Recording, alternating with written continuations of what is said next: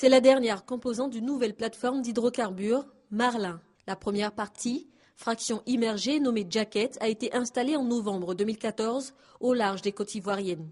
La seconde fraction, partie supérieure ou deck, est en fin de construction à Ravenne, en Italie. Avant son acheminement en Côte d'Ivoire, ce gigantesque ouvrage de 4500 tonnes a fait l'objet d'une visite du ministre ivoirien du pétrole et de l'énergie. Dès son installation sur les gisements Marlin et Manta dans le bloc CI27, la Côte d'Ivoire espère de cette plateforme une production entre 2000 et 12 000 barils de pétrole par jour. Mais elle en espère aussi et surtout du gaz.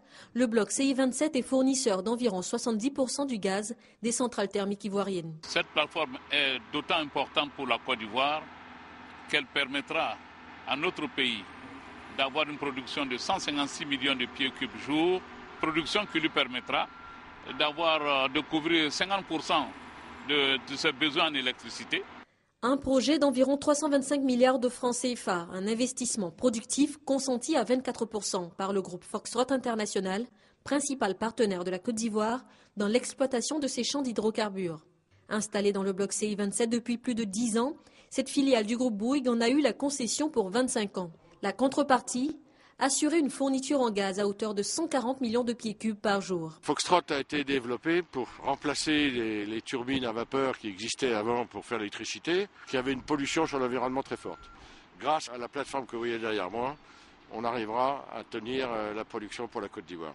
La plateforme Marlin, plus avancée technologiquement et écologiquement, s'ajoute à 4 autres installations de production de pétrole brut et de gaz naturel déjà présentes dans le bassin pétrolier ivoirien.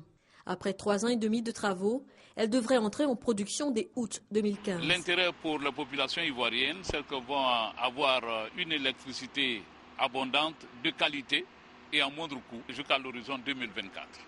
Un projet infrastructurel de plus et 61 blocs pétroliers qui laissent espérer un avenir énergétique prometteur pour la Côte d'Ivoire. Objectif à court terme, atteindre une production journalière nationale de 200 000 barils de pétrole brut et 250 millions de pieds cubes de gaz naturel. Objectif à long terme, faire de l'énergie le second pilier de l'économie ivoirienne après l'agriculture.